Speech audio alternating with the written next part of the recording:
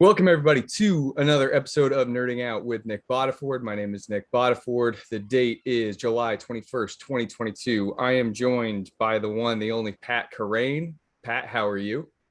I'm good. How you doing, Nic? I am great. I'm really excited to be talking to you. Pat, for the listeners, Pat was actually the guy through his work to introduce me to both yards per route run and targets per route run. I had been kind of manually grinding that data. And then Pat helpfully taught me that I didn't need to do that anymore.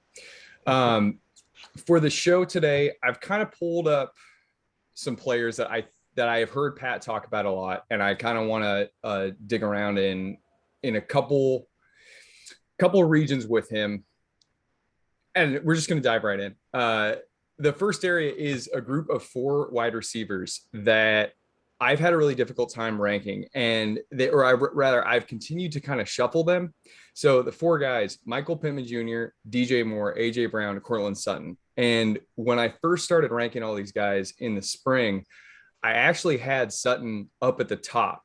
And the wisdom of the crowd has kind of made me push him down a little bit. I think I've still got him as like a mid to high wide receiver 2, where previously I had him at like wide receiver 11. Pat, do any of these guys stand out to you as the clear-cut top dog? To me, it's AJ Brown, and I've heard some really, some pushback from people that I normally do not want to be betting against. I know Evan Silva, Adam Levitan, Denny Carter are all pretty skeptical of AJ Brown, but it's AJ Brown is like kind of what it comes down to for me. It's like, so much of, I think the reason to take wide receivers early is because it's a position where we can bet on talent. Talent tends to shine through. I think there wasn't that much of a case for DeAndre Hopkins a couple years ago when he went to the Cardinals. Lots of holes you could poke in that fit. They had really had a big spread target share in the previous years. And then Hopkins was still Hopkins. So like, it didn't really matter. So I'm kind of betting on Brown to continue to just be a dominant elite wide receiver. I think that could be very bad news for Devontae Smith. And, currently they had a tight end as basically their top target in the 2021 offense. So, if Brown's talent can kind of shine through, I think he can have a pretty big target share. It won't be the level of Tennessee, but he's a very, very efficient wide receiver, incredible after the catch, crushes in yards per route run. And I also think that the Eagles, while they won't be pass first, they were actually quite pass heavy to begin the season. Then they went very, very run heavy after that. They had more success with that. I would expect them to remain run first, but I think they'll probably come up a bit from like the Ultra Titans level to more like kind of where the Colts were, or maybe even the Colts, where the Colts will end up this year, which is probably kind of just a slight lean to the run. Okay. So yeah, in that situation, I think the talent makes him a really intriguing bet. The Colts were interesting. Actually, well, we can hop to them to talk about Pittman in a second. They had some big shifts in their neutral pass rate, where like once Wentz had his meltdown, I think it was like in week 8, it went from like 60% to 50%. But as far as Brown goes, you mentioned that you don't think that you don't think that AJB will have the same target market share as he did in Tennessee. So his raw numbers, last 2 seasons, he averaged 109.5 targets, 72 receptions, just under 1,100 yards. And then the touchdown rate was, he had 12 in 2020 and only 6 last year.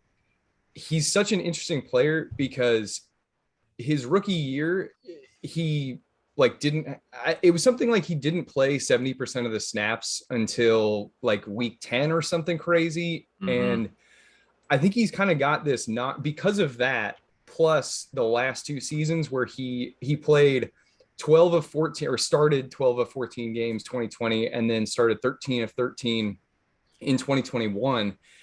I think that the way the Titans handled him in his rookie season kind of contributes to this idea that he might not be as available as other wide receivers that are kind of being drafted in this area. So he's coming off the board 26.8 on Underdog, is the wide receiver 11.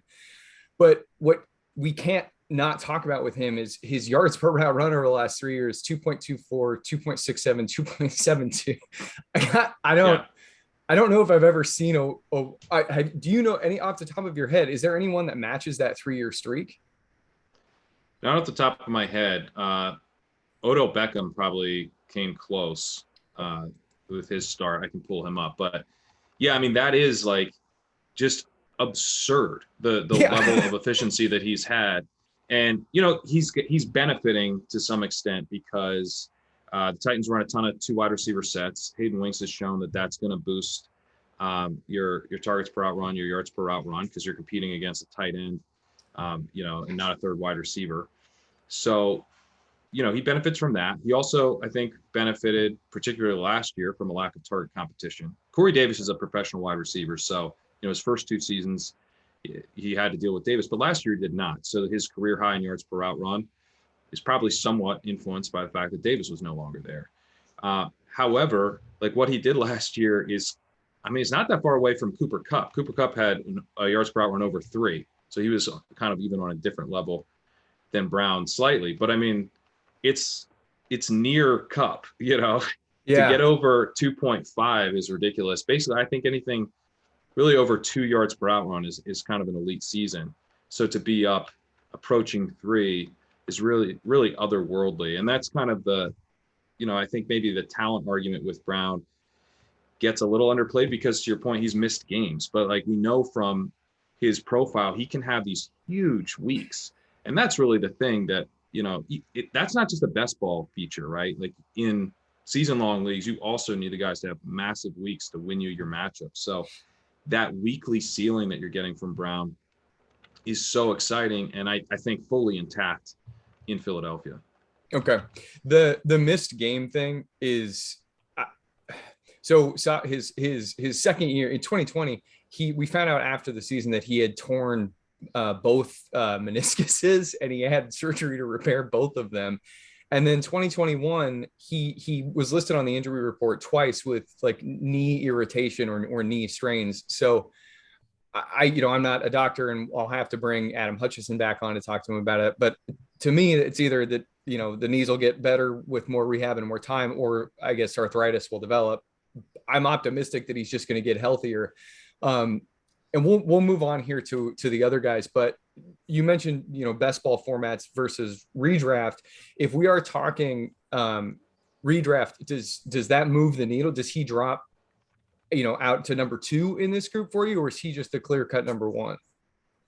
He's the number 1 for me. I think maybe in best ball, it's like a little bit easier to click the button to some extent because, you're looking at the spike week profile. But on the other hand, I think all wide receivers are easy to click the button on in redraft because you have the extra roster spots to, find running backs off the waiver wire.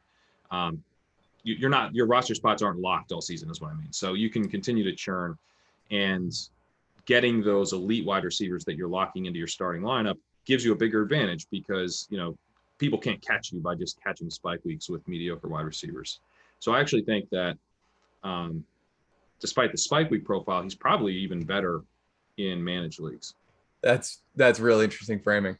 All right, going down to the next guy. By the way, average, I did find someone who kind of resembles what Brown has done to start his career, and it would be Deebo Samuel, who went 2.06 yards per out run, 2.26 in his sophomore year, and 2.93 last year. So won't surprise you guys that I'm also extremely overweight on Deebo Samuel. All right, that profile is going to have me in.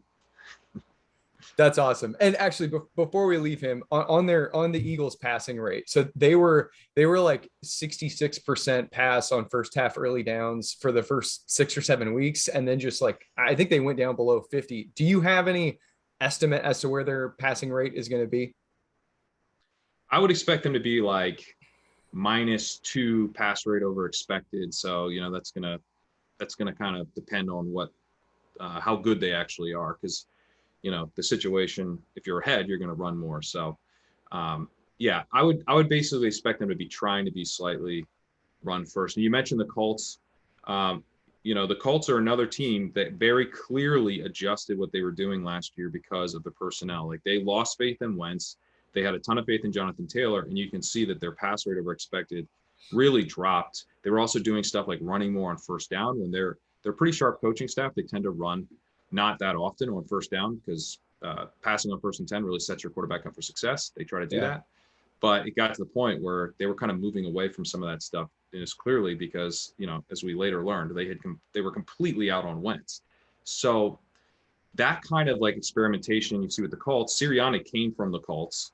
We also see him kind of experimenting with different types of offenses over the course of last year.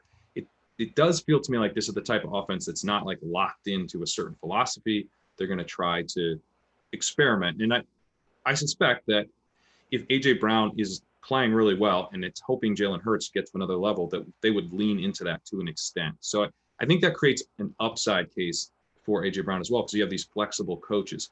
Now, obviously, they've also shown a willingness to go extremely run heavy if things aren't working. So there's quite a downside case here as well, where he's basically mired in this run first offense and this target competition. But at his 3rd round price, I think you want that. You want a guy who's got a nice range of outcomes as opposed to being kind of, what he is. Yeah. Do you expect him to set a career high in targets this year? I think he could, I think he could. I also think he could bust for the record. Like I do think that like some of the concern for him is legit. Like there's a downside case with AJ Brown, but if he was going in like the 205 or something, I feel way more queasy about it. But you're getting him, I've gotten him at like the 308, and really anywhere in the 3rd, I think it's the type of bet that's at least the type of bet that I prefer to make there. All right, so next guy in line, Michael Pittman Jr. coming off the board about 2 picks later at 28.7, wide receiver 14. His profile was, I think, really hard, at least for me, to analyze. Entering his 2nd year, I was optimistic on him, but the guy, I mean, he missed 4 weeks. I think there was a bye week in there, but he had like compartment leg syndrome. He almost lost his leg after the week 3 win over the Jets. And, he came back. It was 2020. So it was the first COVID season. And this guy kind of just had to like fight his way through his introduction into the NFL. He went 45 of 66 for 593 and 1 touchdown, yards per out run 1.44, targets per out run 16%. Took a big step in his sophomore season, going 88 of 124 for just under 1,100 yards, 6 touchdowns, and 1.95 yards per route run and 22% targets per route run rate. And what was interesting is looking at the splits after the Wentz like 52% completion outing against I don't remember who it was week 8, but after that their pass rate, Indy's pass rate tanked, and then Pittman's his target rate went up, and they basically, I think he was up to like a 28% target share when he was at 23% before that. And so the team basically just went, all right, we're going to ride Jonathan Taylor, and if we got to throw it, we're going to give it to Pittman. I have heard Rich Rebar describe him as an impending superstar. Matt Harmon keeps singing his praises. Yeah. I have him the highest. I think I have him at wide receiver 8 right now in my ranks. What are you thinking for Pittman this year? Yeah, I've been a little lower on Pittman. I'm struggling with Pittman because, and this is a dangerous position because he's a guy that I like, but I don't like him quite as much as some of the other guys around him, which is kind of how I felt about Cooper Kupp last year. So it's like one of the things that I feel like can happen, and I'm trying to make sure it doesn't happen this season, is like kind of an accidental fade, or like a fade that you didn't quite think through. It's like, well, I never decided I was out on this guy, but I've just like always kind of clicking the guys around him more. That's kind of happening right now with Pittman. I've made a little bit of an effort, actually listening to Matt Harmon talk him up as, just a really strong route runner and not a ton of target competition. Like if he does turn into like a star wide receiver, a rookie in Alec Pierce, Paris Campbell, like those guys aren't going to get in his way. And the team clearly views him as their number 1 guy. So I haven't been drafting him a ton, but I would like to draft him more. And I've started doing it more recently. I think the hang up for me has been, he tends to go like right in kind of the 304, 305 range. I love drafting Kyle Pitts. I love drafting a falling AJ Brown or T Higgins. And, the Kyle Pitts thing gives me a structure. I think the AJ Brown, T Higgins picks, just like those guys to me are such high upside plays. Pittman has upside in his own right, but he's just like a tad more expensive than I prefer. And it's leaving me a little out. And then also now we have DJ Moore getting Baker Mayfield. Now that we know his quarterback play is not going to be terrible. I mean, DJ Moore, I think, is a superstar. So, getting him, it's tough for me to take him. It's tough for me to take Pittman over Moore. I actually had that decision in the draft today, and Pittman fell a little bit. And I was like, this is exactly what you told yourself you would do. You take Pittman when he falls, but then I took Moore instead. So, yeah, I'm struggling with it, but it kind of recognizes probably a leak because Pittman, there's some reasons to be really excited. Yeah. So we can discuss these two guys congruently here. Moore is going off the board at 31.7, wide receiver 15. So the next guy in line, and he's been stuck in the 1,100 yard, 4 touchdown doldrums in probably 3 years in a row. Cleared to over 2.0 yards per out run last 2 seasons. He had a dip. He went down to 1.86 last year, which is still good, but Darnold effect. Yeah. So what was interesting is when Matt Ryan went to Indianapolis, I was like, it's not really that big of an upgrade, but looking at their his accuracy metrics versus Wentz, it is an upgrade. What do you think when we're comparing these two quarterback upgrades of Ryan and Mayfield? Is one of them moving the needle more for you, or is it just DJ Moore's talent is so undeniable that he's the guy? I think the quarterback upgrade is probably a bigger deal for DJ Moore because his previous level of play was horrific.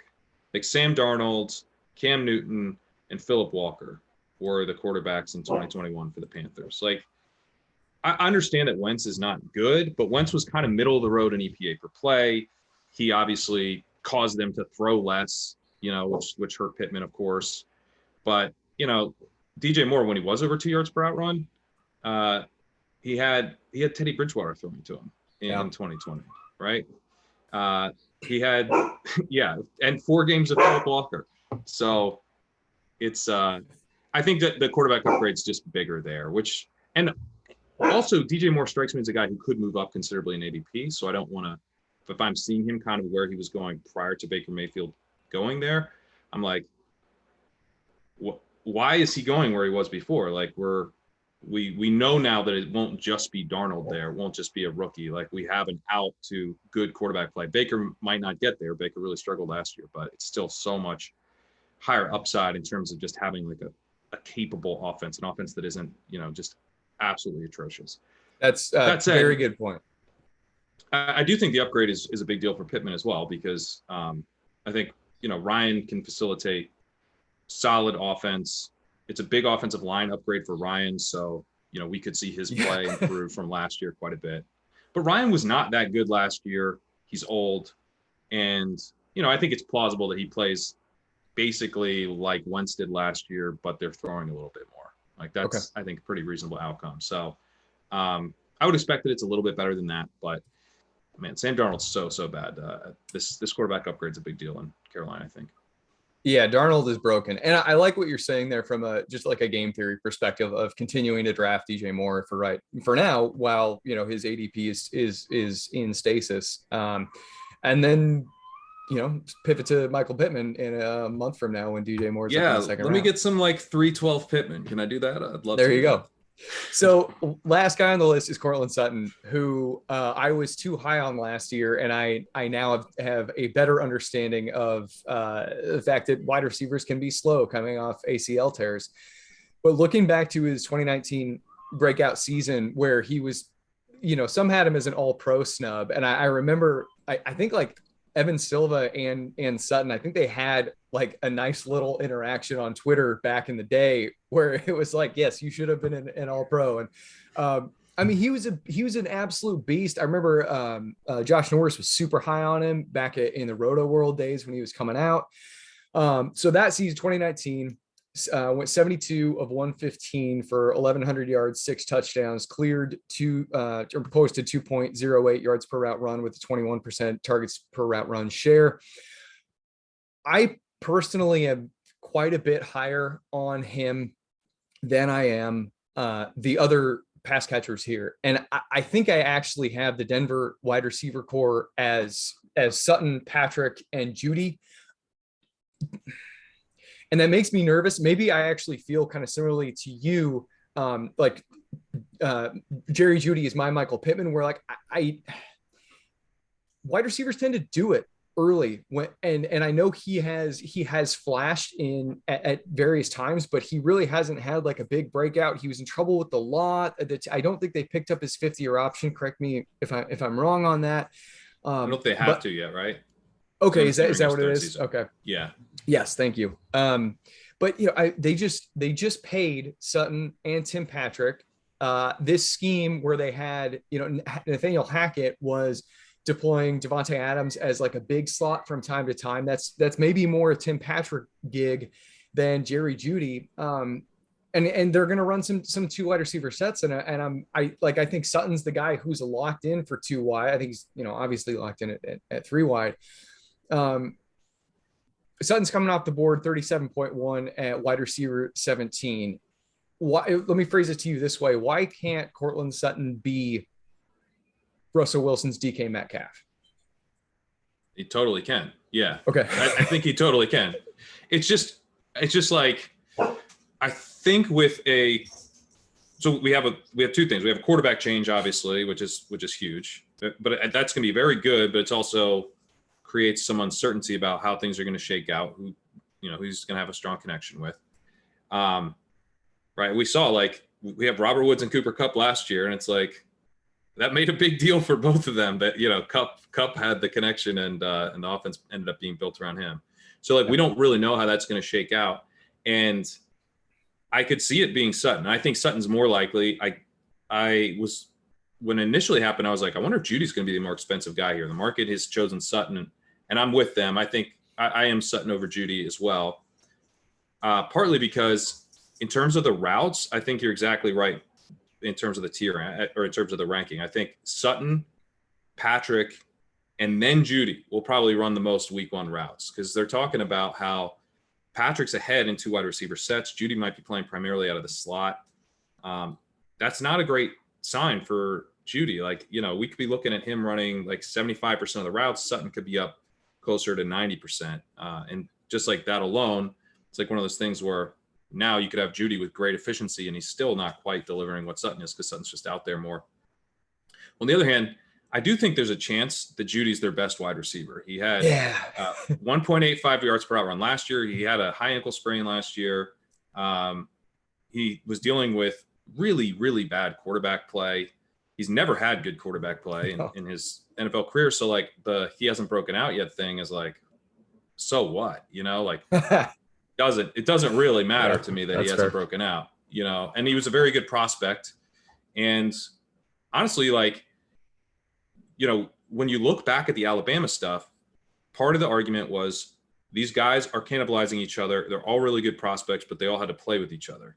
And, Henry Ruggs' career is over, obviously, but he looked like he might be pretty darn good before, everything went down with him. And then we have Devonta Smith had a good rookie season. Jalen Waddle had a really good rookie season. So this group of Alabama players, Jeudy it would be actually quite odd if Jeudy was really a bad pro, because of how, his production at Alabama was pretty solid. And the argument was it would be, we should actually give him even more credit because of all these guys being really good, all getting drafted in the first round. I think they're all really good. So, Jerry Jeudy, I think, is ultimately got a real shot to be the best wide receiver in this group. And if that's the case, then the early season routes, that'll get resolved. He'll end up playing over Tim Patrick, I don't know, by mid-season. So that's where it's you're getting a discount on Jeudy. You're getting him in the 5th round now. So I'm taking Sutton and I'm taking Jeudy, and I've taken them together. I've taken them separately. I'll sometimes pair them with Tim Patrick. I'm very bullish on Russell Wilson in general. I think if you have a quarterback of his talent level and a coaching staff for the first time in his entire career is building the offense around him, yes, that could unlock enormous upside. Like, yeah, there are some tail possibilities where like Russ just like was the guy he looked like at the end of last season, which was pretty terrible, or that like Pete Carroll was right all along. But like, I'm betting against those. This is like one slate, right? This one DFS slate. And in this DFS slate, I'm betting against Pete Carroll knowing more than other NFL coaches. And I'm betting on Russell Wilson being able to get unlocked by an offensive coordinator who's going to build a system around what he does well. So I want to take bets on basically all the Broncos. And I do like that you're getting a round discount on Judy compared to Sutton when there's a lot of uncertainty in how this might go. So 2 points there. One, it's purely cathartic. So I'm a Seattleite, and so and I take the same position that you do in the Russell Wilson versus Pete Carroll. So I just appreciate you saying that. As far as Judy's ADP goes, that's a really interesting way of phrasing it. Where Patrick is, you can get him the latest, but maybe Judy is actually the best value, even though he's not just the cheapest guy. I think I probably need to challenge myself more to draft him. I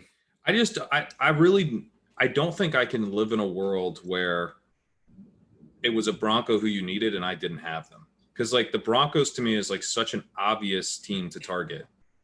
Russ is affordable.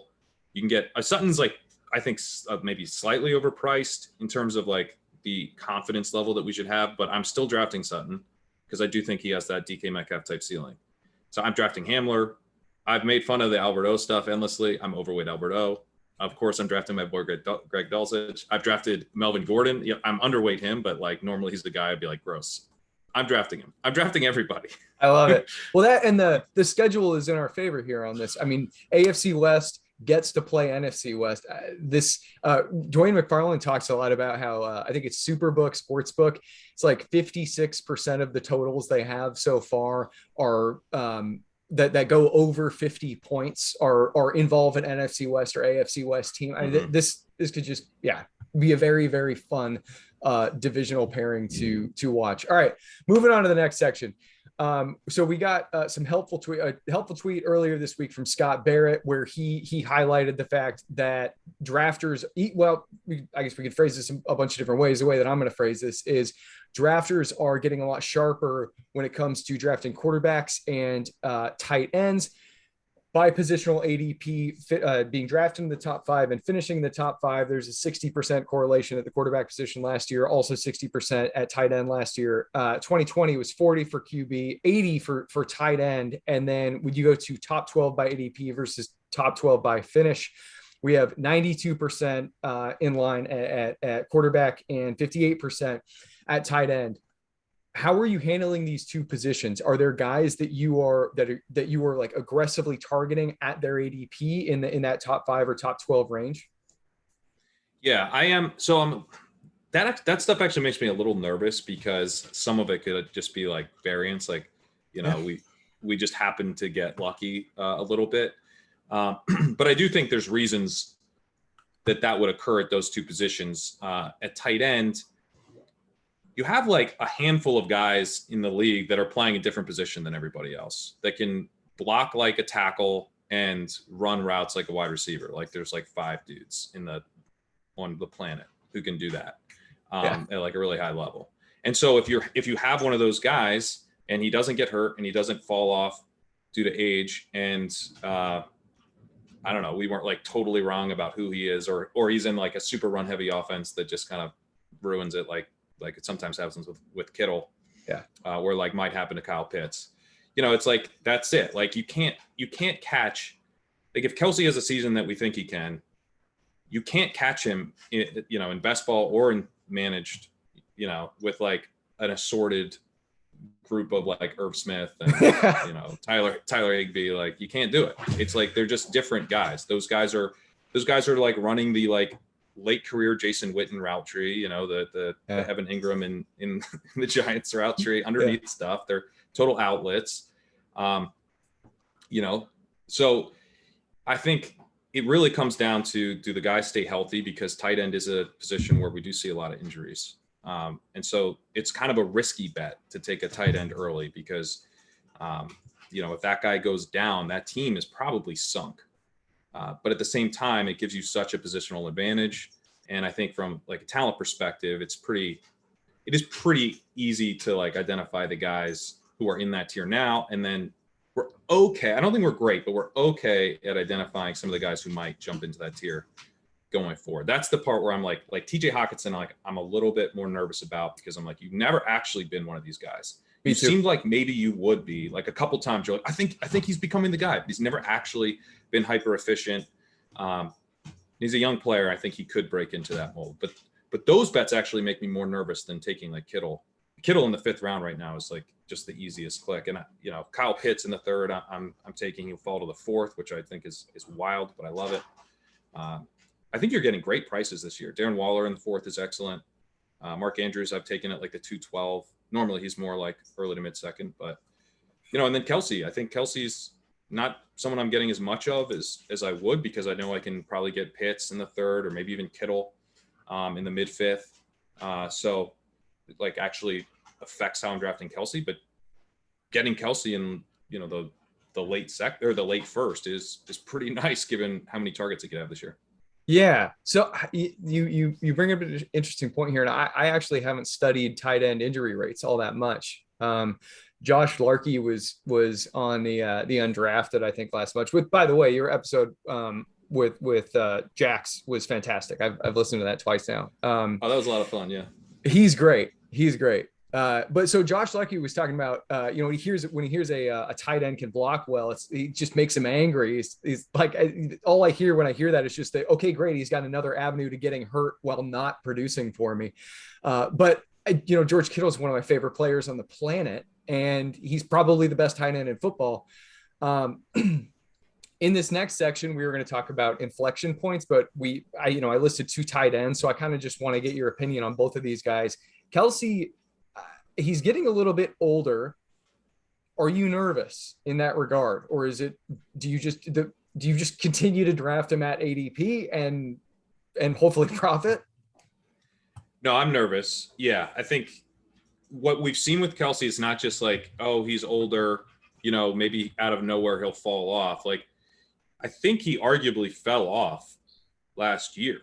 So it's actually the concern is that we see a continuation of a trend, that started last season and has actually been several years long. If you look at his ADOT, his average depth of target, it peaked in 2017 at 9.6. It fell to 9.3, then to 9.1, then to 8.9. That stuff's not maybe like a huge deal, but then it fell to 7.6 last season. And one of the key things I think for just like trying to figure out who these elite tight ends are is ADOT, because like I was saying, like anybody can basically just run the little squiggle routes, like the little route in Madden where it's like run 4 yards, turn right. Like anybody can do that. But the guys who can actually challenge defenses deep down the seam, those dudes are pretty rare. And Kelce wasn't as much that guy last year. Now, the Chiefs struggled throwing deep. It was Tyreek Hill, ADOT also declined quite a bit. So maybe this is just like a feature of the struggles that the Chiefs offense was having last year, but you still do not love to see, a guy who turns 33 in October, his ADOT declined significantly. And sure enough, his yards per out run dropped.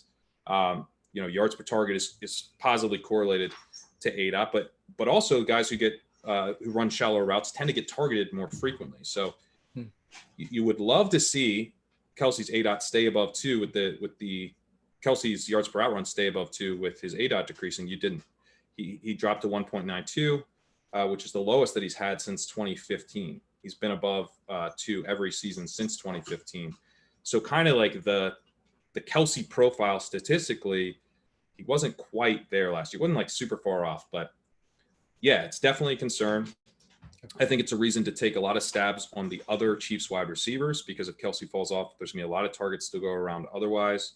I'm a big believer in Patrick Mahomes, basically being Patrick Mahomes no matter who's out there. So I want to have a lot of the Chiefs, but at the same time, Kelce could just feast this year in terms of his target share. So yeah, I think it actually makes it pretty easy. I feel pretty good about my Kelce exposure and my Kelce plan of attack because I don't have to take him. I don't have to hammer him because I know I can get Kyle Pitts later. I know I can maybe get a falling Kittle. I can draft Waller in the 4th, whatever. Andrews, I like all those options, and I think they're all pretty well priced. So I don't have to force Kelce, but at the same time, I'm not going to fade Travis Kelce in a season where he could be the number 1 receiving option for Patrick Mahomes by a decent margin. Where are you on? So yeah, and you like Mark Andrews at ADP on Underdog? I like him at ADP. I think when he falls to like the later half of the second, he's more fun.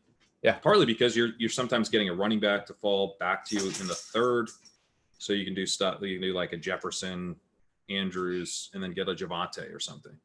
Oh, yeah, Javante's up there. I got him at like 80%. I'm a sucker for Javonte this year, but I wasn't last year. I was big on Melvin Gordon. But all right, so two other guys here in inflection points: Leonard Fournette and James Conner. With Fournette, we've got reports that he's up to 260 pounds. They drafted Rachaad White.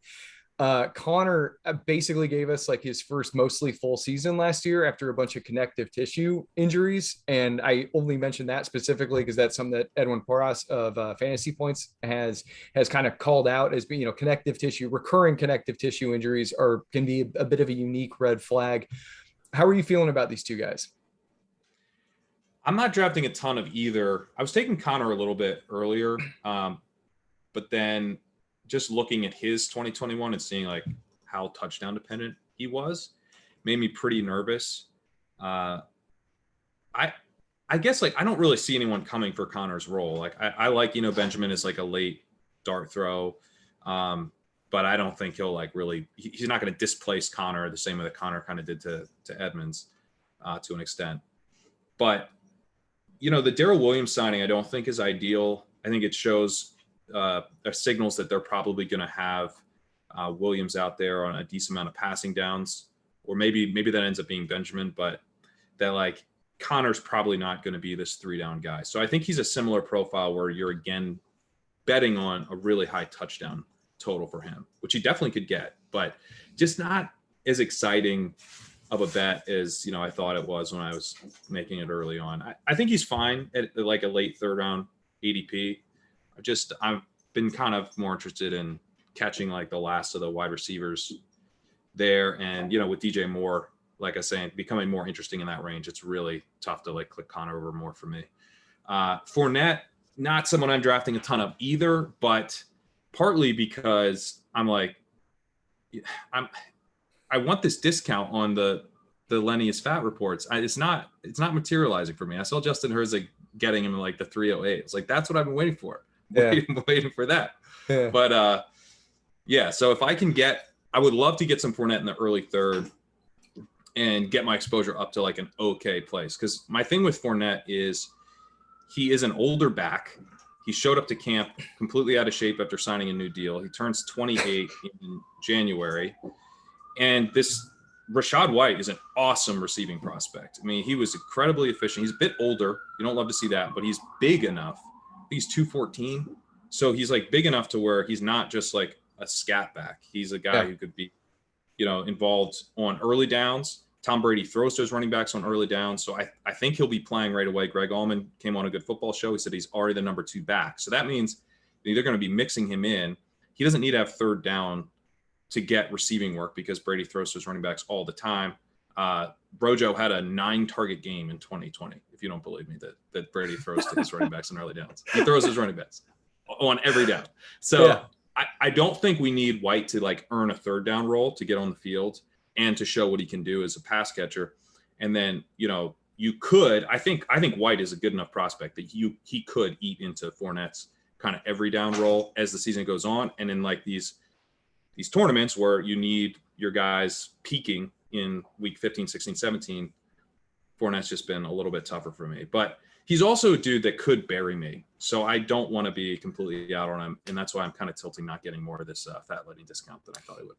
Yeah, I think it was Larky again who mentioned last year, once he like cleared a snap threshold, he just pulled his hamstring. He tweeted, 2 years ago or whatever, that like he spent his his bye week eating gumbo in bed, and like good for him, right? Like that sounds like a great life. Get a 3-year extension and just chill. I can't blame him, but yeah, he does make me nervous. And as for Connor, I was surprised to see he only had 41 targets last year. I just assumed that it was a higher number. And yeah, I mean, he was super efficient on those targets. Like his catch rate is fantastic, but I think that the Darrell Williams signing is a bad smoke signal. And Keontae Ingram, he averaged like 22.5 receptions a year through college. So he can do it too. All right. I want to talk next group of wide. Did you have anything to add on those guys, or you want to move on? No, I agree with those points cool. on Cardinals. Cool. So currently hyped players and post-hyped players. Of the current hype, Gabe Davis, whose hype is out of control, Kadarius Toney, and then the post-hype, Brandon Aiyuk and Chase Claypool. Davis, I still have a bone to pick with Joe Biscaglia. I loved Davis last year, and anyway. Me and my tiny little online presence tried to do battle with him, but it he didn't give me the time of day, because why would he? But he cleared. Were you saying he was going to start over Sanders? I thought that the conclusions, he put out his big preseason piece where he broke down like the routes that Sanders and I think it was like John Brown was running and how that would translate to Sanders. And I didn't see the conclusions he was drawing for the roles specifically. And it made sense to me that Davis was going to take the Z role. Just like based on basically this. Yeah. Okay. There we go. Yeah. So, I didn't think they'd play a dusty Emmanuel Sanders over a guy who had the ability to blow up against the Chiefs, but they sure did. Yeah. Yeah.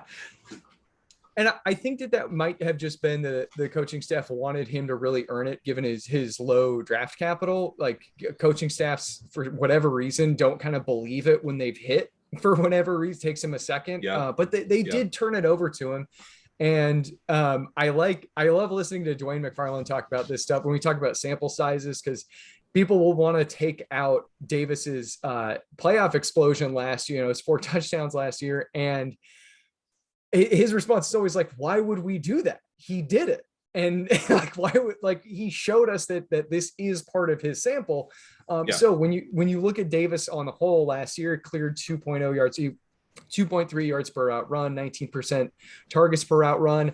And the best ball world has totally bought in on him this season. Yeah. I'm hoping that the casuals kind of, come in and lower the ADP, because I want to be behind Davis, but this is awfully high.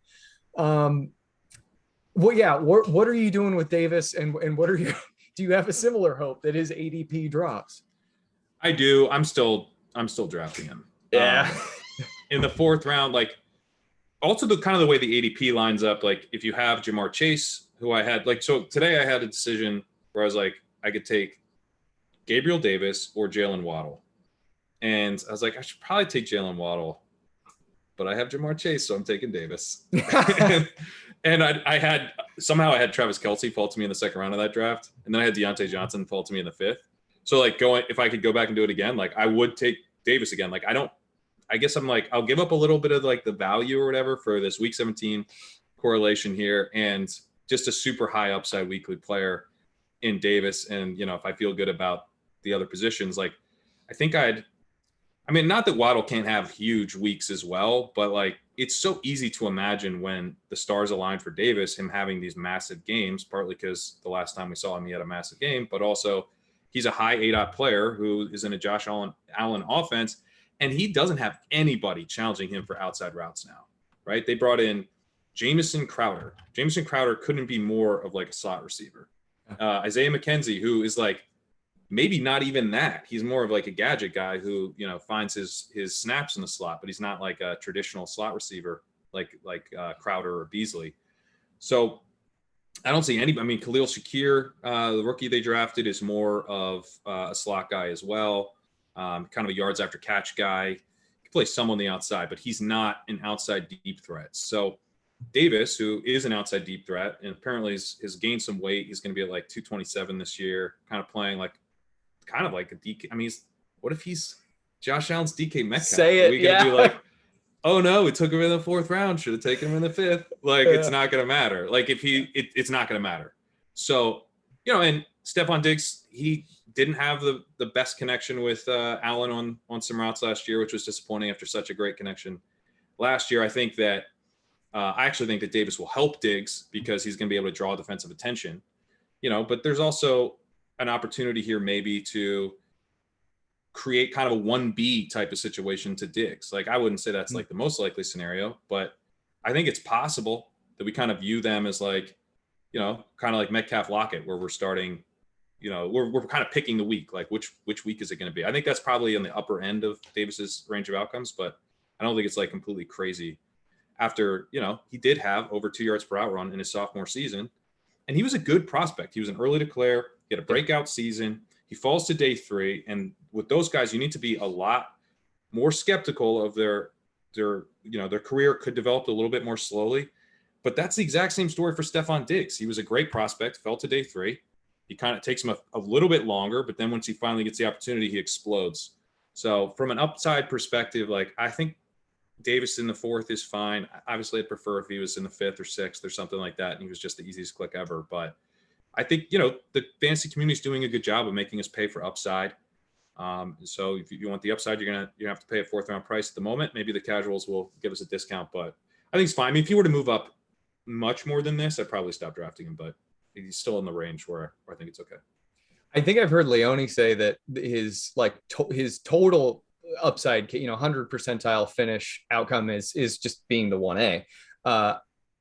And it is. I mean, he could do that. That's not where I'm going to put my money, but I think that you're right. Like, 4th round is appropriate.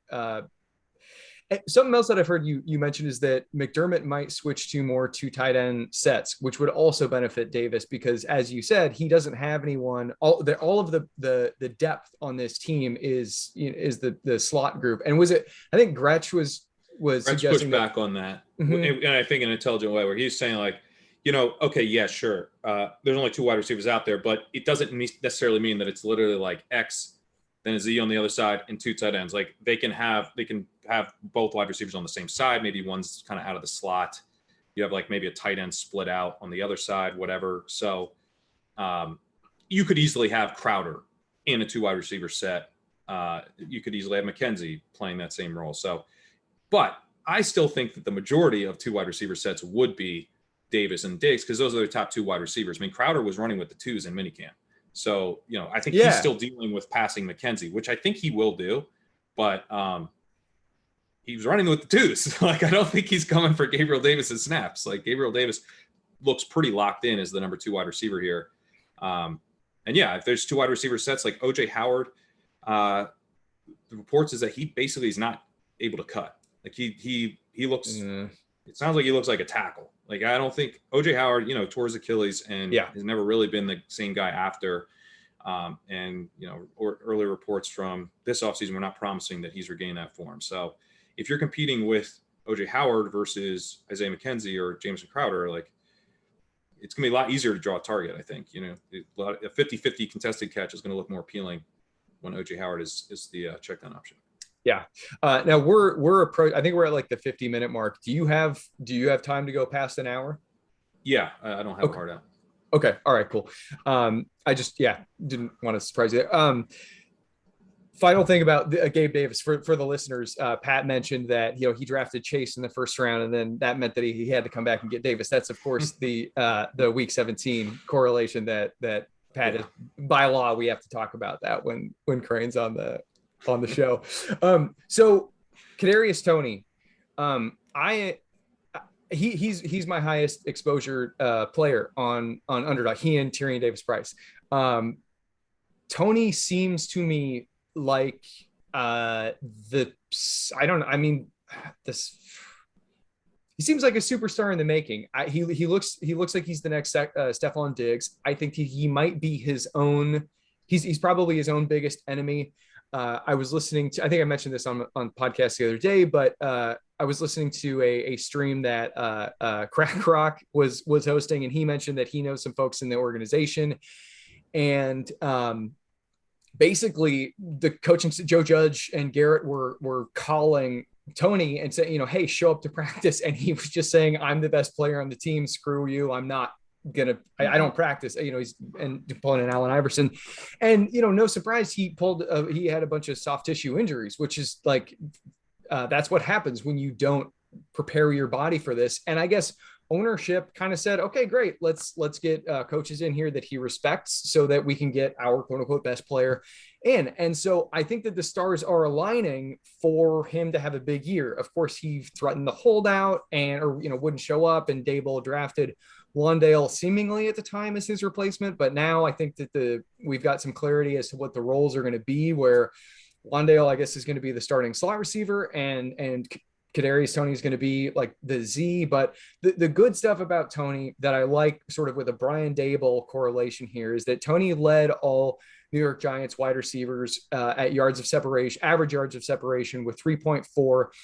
Brian Daigle and McDermott, they changed their playbook and with year to year with Josh Allen in a way that I've only really ever seen John Harbaugh match, where they were operating in sort of an old school mindset where they were trying to hide Josh Allen on first half early downs, and they said, okay, maybe we shouldn't do the old school thing. And they just that next season, I think they went up by like 7% on first half early down passing rate, and then the following season they were up to 64%. They were second in the league, I think, behind Kansas City, or no, they were 1 and then dropped down to 3.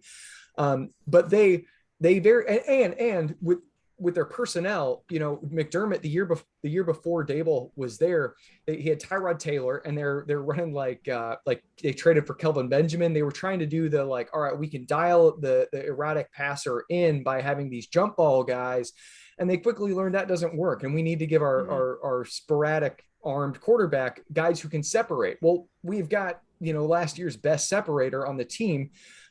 He also he went 2.4 yards per route run, 27% targets per route run share, which was tied for 5th in the NFL among wide receivers who had at least 50 targets. And I know the sample size is a little bit smaller, but it seems to me like the stars are aligning for this guy to just take off and be a superstar in the league. And of course, we have all of these questions though about his work ethic, yada yada. I am clearly very high on Kadarius Toney. Where are you on him?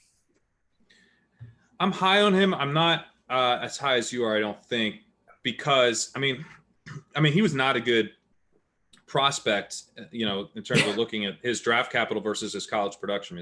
It was like kind of confusing that he would even be considered in the first round or even anywhere near the first round based on what he did in college.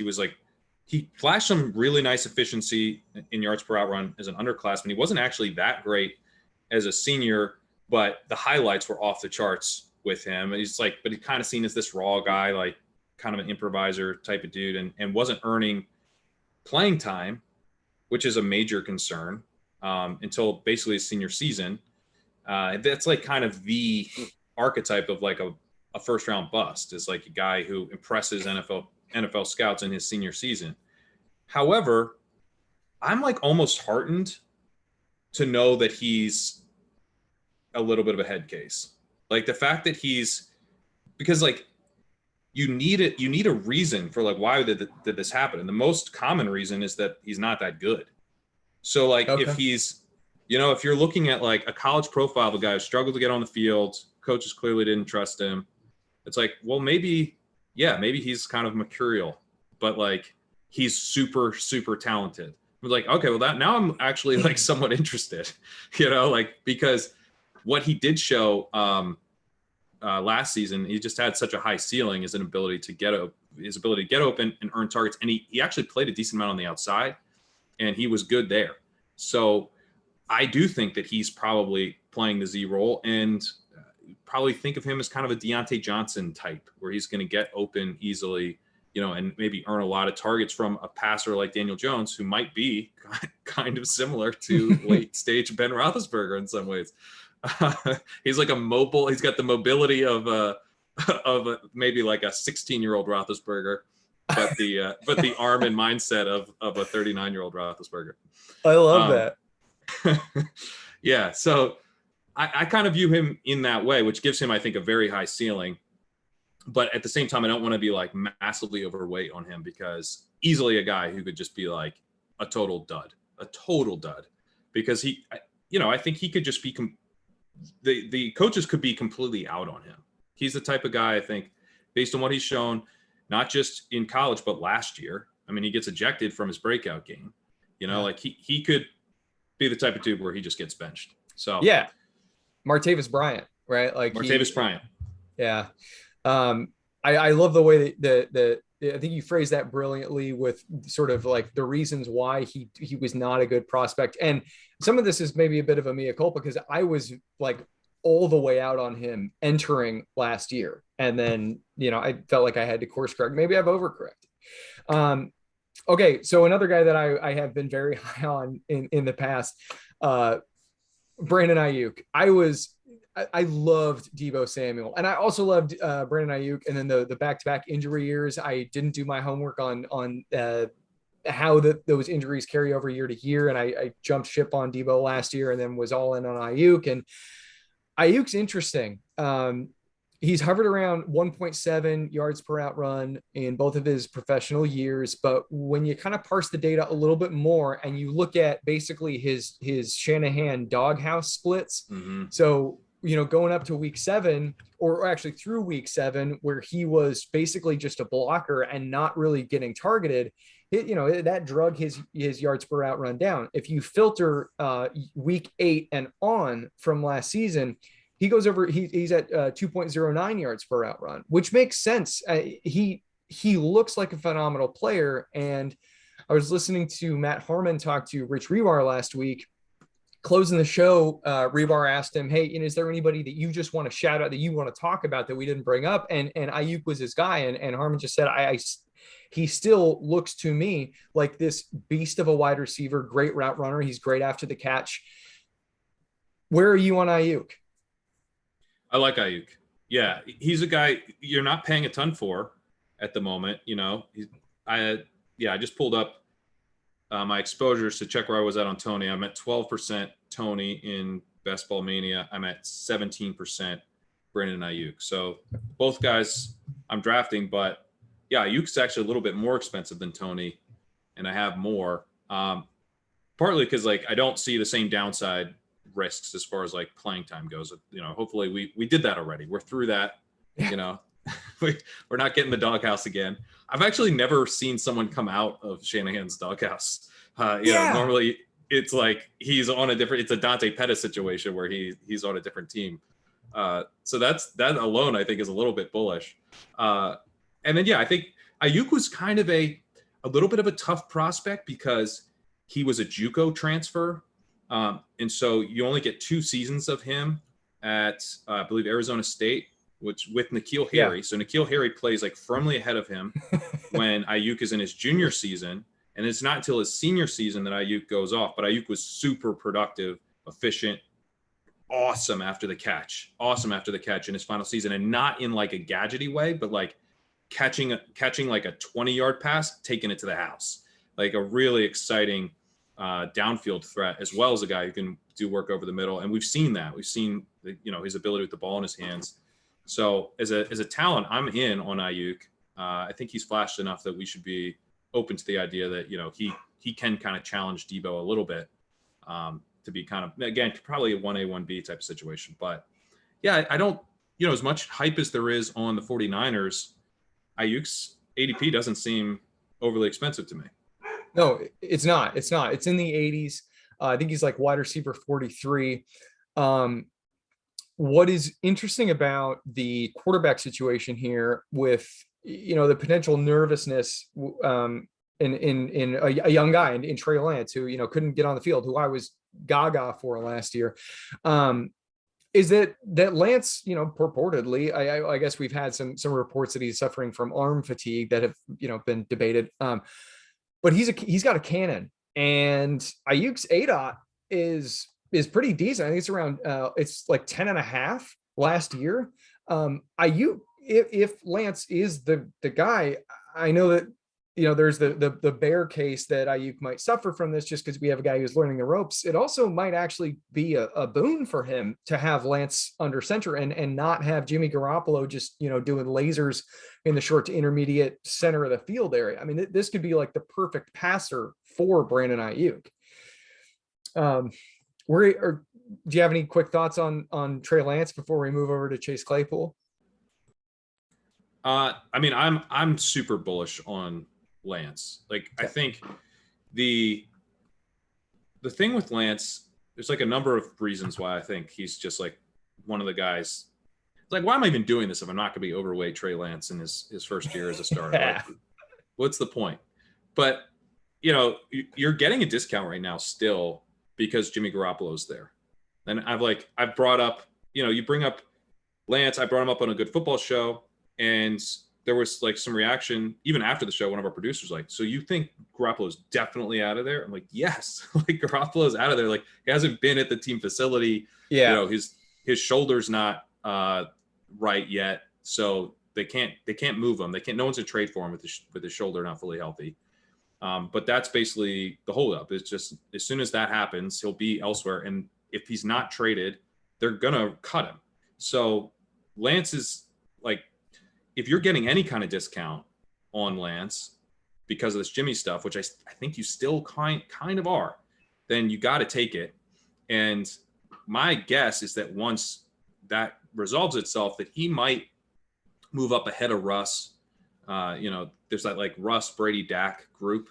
And he usually goes behind those guys. I think he goes ahead of those guys. And basically, and I think he could also maybe flip Burrow so that it's Hurts then Lance in ADP. That's where I think we could get to.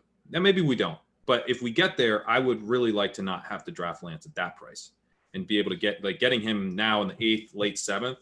I'm still doing that. I'm still trying to get as much as I can, you know, where it makes sense. I'm not forcing it all the time, but his ADP is also separated from Aiyuk's enough to where you can grab Lance and then hope to get Aiyuk is a single stack, which I've done. That was a bit harder earlier because I think Aiyuk was going slightly ahead, so it was almost impossible. But now, yeah, there's ways to stack him up very nicely with Debo, with Kittle, with Aiyuk. You can even tack on Juwan Jennings as a 18th round stacking partner if you want. But I've done it.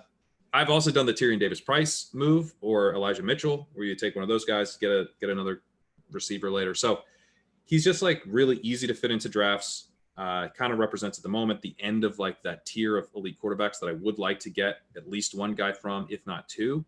So yeah, I'm pretty bullish. I love it. And the other thing is like, he needs to be like somewhat bad as a passer to be a fantasy star. Like he can't be super bad, but he can be like a little bad, and he can still crush from fantasy because he ran so much. He was running, his designed runs were off the charts, like above Lamar Jackson level. That'll come down. I don't expect him to have more design runs than Lamar Jackson, but that was a really bullish sign of how they're designing the offense to actually be used, you know, around him as a true rushing threat. And then he was also scrambling at a super, super high rate. Again, higher than Lamar Jackson. I don't think he'll have more scrambles than Lamar Jackson either, but he's going to scramble a lot. So you're getting kind of that, like the Fields upside thing where it's like, man, he looks to create. So does Lance. But then they're also designing an offense around him that's actually going to use him as a runner. And, you know, the Shanahan run schemes have been hyper efficient. So all of that's really exciting. The bar is so low for what he needs to do as a passer. Like if he can get to kind of like, you know, a Jalen Hurtsian level, like he could be a superstar for fantasy purposes. So I don't know that that's necessarily getting fully accounted for because he did look quite bad as a passer last year. Yeah. And so I get why people are like, I just don't see it. It's like, well, you don't even have to see it. If you see it, you're dead because he's the quarterback one. So are you saying there was a comment in there? Are you saying that you prefer that he's a little bit raw as a passer just because it's going to increase his rushing? I mean, I would rather have him be an incredible passer, but okay. What I'm saying is I think the rushing is so robust that you don't have to really sweat the passing. The passing is basically, as long as he hits a certain threshold of competence or not pure incompetence, then he'll get there from a fantasy perspective. He just like can't be so bad that they're actually like not passing at all, or, you know, he gets himself benched. There's like a pretty low bar of what he needs to achieve, I think, as a passer. I gotcha. I think it was Jack Miller who was tweeting the other day about, the Florida lefty can't throw Tim Tebow. How Tebow finishes like the quarterback 15 with like the worst passing stats you've ever seen, and just you said, this is a Trey Lance stat or Trey Lance tweet. The ceiling is enticing, and we're pretty much in line with where we would be moving him up. So I'm counting on Russell Wilson as I think I'm not. No, I guess I am counting on him. I think he's the best bet to lead the league in passing yards this year. And so I have him ahead of it's like I think I've got him at 5, and then it's like Hurts, Lance, and Mahomes is in there somewhere. And I think I'm probably going to need to move Hurts and Lance up above, just solidify that truly mobile quarterback tier. I know, Russ used to be there when he was a little bit younger, but anyway, the ceiling is to die for on Trey Lance. Chase Claypool is such an interesting character, and someone that we talked about earlier or mentioned earlier, Martavis Bryant. I mean, their physical profiles, if you go on relative athletic score and just and plug them in, he is just thick Martavis, like the total freak athlete. He's on that Megatron. I've heard Evan Silva compare him to the Megatron. He's on the Megatron spectrum. His rookie and sophomore seasons are just bizarrely similar, except for the touchdowns. So targets 109 to 105, reception 62, 59, yards 873, 860, touchdowns 9 and 2, and then rushing 10 carries, 14 carries, 16 yards, 96 yards, 2 touchdowns, 0 touchdowns. So he basically has just been like terribly or wonderfully touchdown variant through his first 2 seasons. I think that initially I had him actually ranked above Deontay Johnson, but that was because I'm not giving Deontay Johnson enough credit as just a phenomenal route runner. But I do think that this like Megatron ceiling is in this guy's profile somewhere. Now, it's unfortunate that the guys who are going to be thrown to him are Mitchell Trubisky and Kenny Pickett. I'm blanking on who it was, but somebody I was listening to the other day points out that Pickett, he gets a little skittish when he's under pressure, and we're playing with one of the worst offensive lines in the league. So it'd probably be better for Claypool to have Mitchell Trubisky in there, who has supported a receiver very similar to Chase Claypool in Allen Robinson. You go back a couple of years and you see in Allen Robinson this dude who's just skying guys. And I think Trubisky helped him or allowed him or facilitated a pair, I think, of wide receiver 1 finishes, maybe even 3. Where are you at on Chase Claypool this year? Yeah, it's interesting. The Allen Robinson comp is kind of interesting. I was listening to Matt Harmon talk about Claypool, and one of his things was like, he's just not that good at contested catches, which is weird because you would expect, with this profile that he would be awesome at it. The thing that I've been thinking through with Claypool that's made me excited about him is what are the Steelers going to do in terms of their deployment, because they draft George Pickens. George Pickens is an outside wide receiver, full stop. Like, he is a downfield threat playing from the outside. I don't see how he could possibly really play out of the slot, especially as a rookie, maybe a tiny bit. But Deontay Johnson, despite being a guy that we kind of think of as a slot type of receiver, he plays outside. He gets open quickly. He's a great route runner. He's not that big, but he's an outside wide receiver. So, and I also think like what Deontay Johnson does, like the ability to get open very quickly from the outside, probably has more value than being able to do that from the slot, because kind of lots of people can do it from the slot. It's much harder to do that from the outside. So who's playing in the slot? I think it might be Chase Claypool. There's been some reports, from beats and stuff that Claypool could be kind of a big slot. That seems kind of up in the air, but like you would naturally think either Claypool's like getting sort of phased out and they drafted Calvin Austin, who maybe could play out of the slot. So like maybe over the course of the year, it's Deontay Johnson, George Pickens, Calvin Austin, and Claypool slides down to the 4th wide receiver, which would obviously be a disaster. Or I think Claypool's getting a lot of work out of the slot. And last year he had 1.75 yards per out run from the slot, which isn't off the charts, but Johnson was at 1.07. And Juju Smith-Schuster, who's their starting slot receiver, was down at 0.76, which is horrific. As we know, Smith-Schuster's coming off a terrible couple years there, but if he could play out of the slot, he's not going to be quite as efficient in terms of his yards per target and everything, and I see shallower targets, but he can rack up catches, this big body slot receiver. And I actually think that type of player can be kind of a quarterback's best friend for the rookie, or, maybe Mitch Trubisky finds that appealing over the middle. You've got a guy who, is just bigger than everybody else, and, kind of easy throw over the middle. So I'm in on Claypool at his price. He's super cheap. I think he's a similar type of bet to Toney. I kind of view them as like probably in the same tier, but like Toney's at the very, very front of that tier, and Claypool closes it out. So you're getting, we got Claypool in our main event draft that I'm doing with Pete Overzet and Ben Gretsch. We just completed our first main event draft, and we took him in the 10th round, I believe the 10:08. Love that. Claypool to fall back to us. Yeah. You're getting him at a very, very cheap price. I mean, I think basically it's all upside at that price. He's flashed a lot of talent. They've shown that they, are somewhat interested in using him around the goal line. I get that Tomlin seems to dislike him, and I get that like how exactly he's lining up this season is like a little up in the air, and could even not be a full-time player. I think that's like part of the downside range, but I don't know, man. Like in the 9th, 10th rounds, I think you're getting a lot of upside for the downside that you're taking on. Yeah. So of the guys who were ahead of him in slot rate that like played, relevant snaps, Ray McLeod, Juju, James Washington, they're all gone. So that is helpful. And I guess we might be like doing the equivalent of projectable volume, but in terms like projectable role with Claypool. But yeah, I mean, he seems to be the guy who will take over that role. And as far as the contested catch thing go, that was excellent. I heard Harmon say that before, and that was a great memory recall there on your part. Getting him in jump ball or contested catch situations with linebackers is probably a good way to kind of cover up that talent deficiency. If he's not winning those, we have a problem. That's right. Yeah. So I'm very in on Claypool. I hope that they continue to get their line stuff figured out, and hopefully Kenny Pickett just makes terrific strides in camp.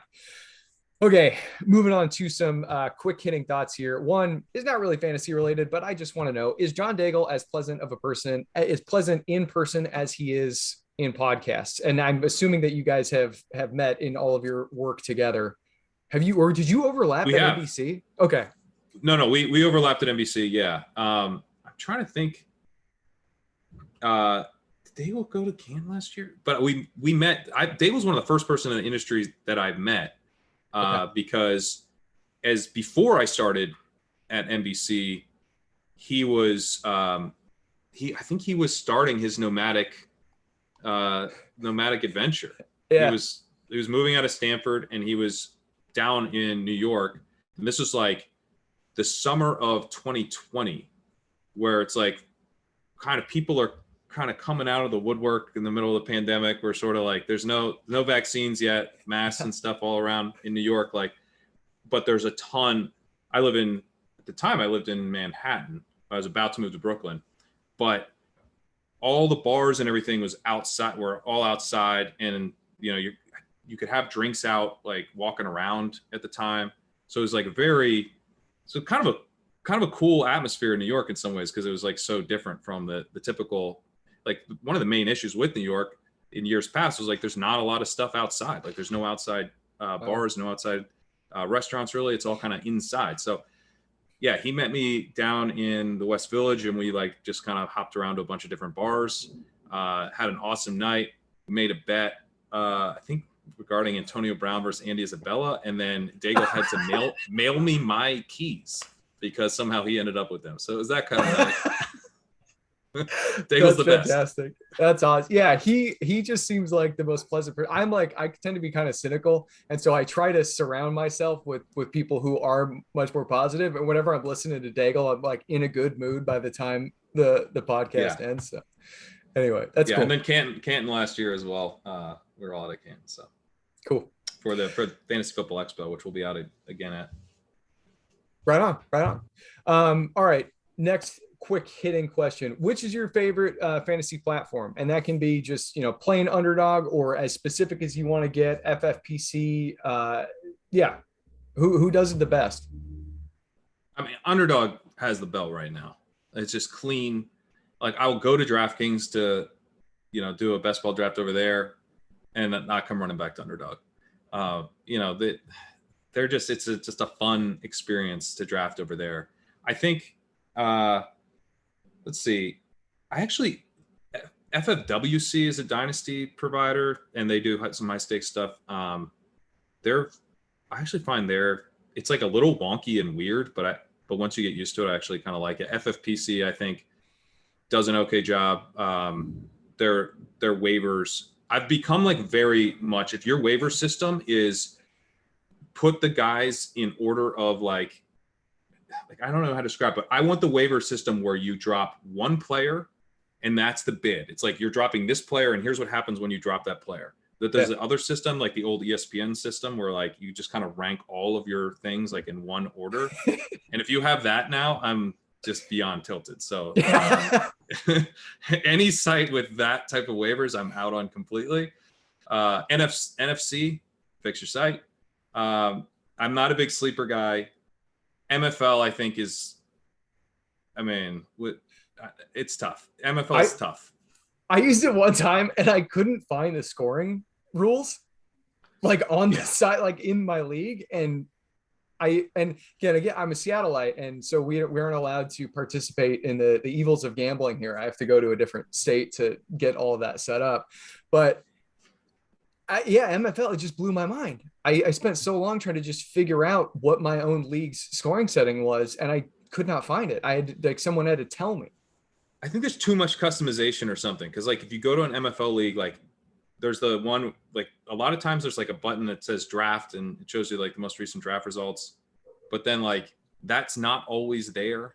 And like there's like a little sidebar with some like quick links, but those aren't always there. And like to get to player stats, if that button's not there, you have to go through like 18 menus at the top thing. They have like the same buttons for like draft, but one is to see the draft results and one is to make a draft pick. It's so if you're on the clock and you click on the draft, like if you're looking at the list, you could pre-draft from that page, but you can't actually draft from that page. There's just like a bunch of nonsense with MFL that makes my head spin. But I've been on that site for so long that I kind of have like developed my workarounds. I'm like, oh, right, you got to do this, you got that. But like, if you wiped my mind and I had to learn any site from scratch, I just I would not join. I'm sorry, MFL, but I mean, let's be honest. Yeah. I think I agree with you that underdog kind of has the belt. The one that's near and dear to my heart is Yahoo on desktop is like that. I know that more intimately than I know myself. But okay, so pivoting to the next question. What is your favorite? Sorry, but I feel like I really dogged MFL here. They're still better than ESPN. ESPN is the worst. It's the worst. It's crazy. Yeah. And NFL.com, they're bizarre too. I can't mess with that. Yeah. Yeah, MFL is like still probably my favorite of like the kind of, I just have a lot of issues with it. I think we could do better. That's awesome. Yeah, good for you for sticking with them. So, okay, what is your favorite like type of league? And this can be high stakes, your high school league with your buddies. Like, what is the one that you sign on to and you're just pumped? The high stakes ones are, those are always the most fun. I think especially like we do this like early slow draft, and that league always ends up kind of having a special place in my heart because you get like a chance to draft these teams that even, the main event period isn't that big. It opened up on July 4th. So it's only like 2.5 months long, or just over 2 months long that you're drafting these leagues, but you see big shifts in the ADP and Pete and I and Ben, we've been drafting in the main event for years. So you get a sense of like what is going to happen, what's fairly predictable in terms of the ADP shifts. We know that, in those early leagues, you're going to be able to get a lot more of the uncertain running backs, the type of running backs that we tend to target. in those double-digit rounds. You're just going to be able to scoop those guys up in ways where probably at the end of the year, they're going to be more expensive. The ones who actually have a good shot of doing anything are probably going to be in like the 8th round. So, I think it's a lot of fun to like really dive back into that high stakes mindset with that early league and build a team that almost always ends up being kind of fun, because you're also able to get like your favorite breakout candidates potentially at a discount before kind of the steam starts to hit. So that's fun. And basically any auction league, I love auction leagues. And one thing I do that does bum me out a little bit about this best ball explosion is it's really locked in snake drafting. It's like it's like everyone's doing a million snake drafts, and it's like auctions are increasingly an afterthought. They were already an afterthought, but even more so now. But I think auction is like the correct format for drafting. They're more time intensive, and people aren't as into this. You can't really fire off an auction on a Monday afternoon or whatever. No. Yeah. I like it a lot too. That's my high school league. And it's only notable because in Washington we have to like do our own pools. And so it's like a 4-figure prize pot, but the ego is still what wins for me. Not like the money is not anyway. Yeah. Mm-hmm. Auctions are fun. No, they can be damn stressful. All right. I think Zoom's going to time out in like 7 minutes here. So I'm going to do a better job of being quick, but give me one breakout player for this season based purely on targets per route run. Well, so off the top of my head, I think I'll say Rashad Bateman, who had a sneaky good targets per route run. Well, it wasn't that good, but he had 19% targets per route run when he was with Lamar Jackson. He was around like 14.5% when he was with Huntley. And so I think Bateman, that's like maybe a little bit of undercover signal there to where he still needs to jump considerably in targets per route run, but from 19%, he can jump to 22% or something like that. That wouldn't be crazy given Marquise Brown is gone. He's clearly the number one. It's like James Prochet and Devin Duvernay as the other wide receivers competing with. So, yeah, I'll go with Rashad Bateman. Love it. Okay, do the same for yards per route run. Gabe Davis. Gabe Davis hit over 2 as a sophomore, man. We got to be drafted him. I love it. Okay, all right. And so, as it says in your bio, you've never drafted a running back. Which running back in 2022 is going to make you regret not taking him?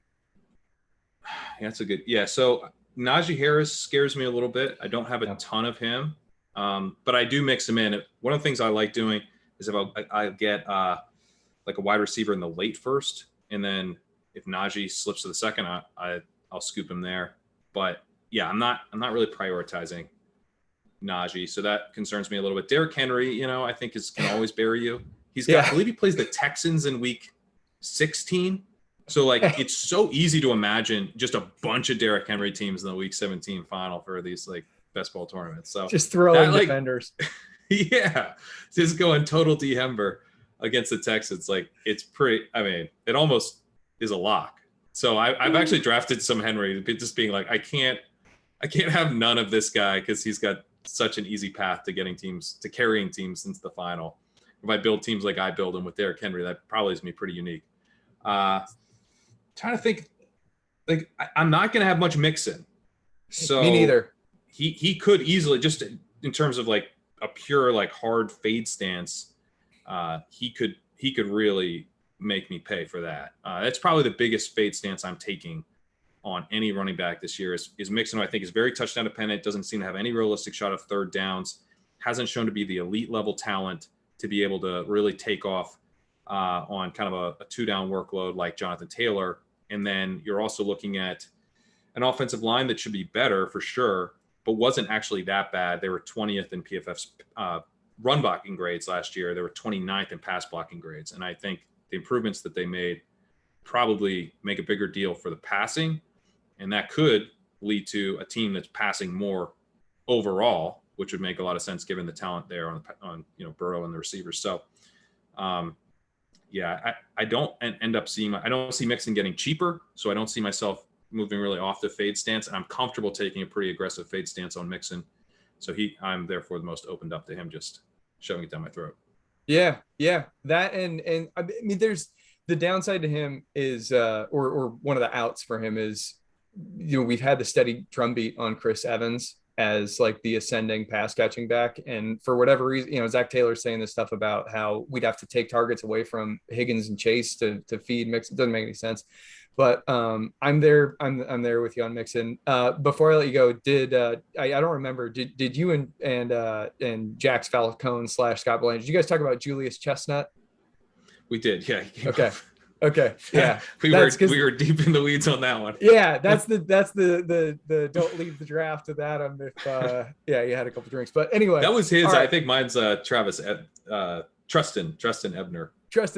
Yeah. The Bears satellite back, 6th round pick.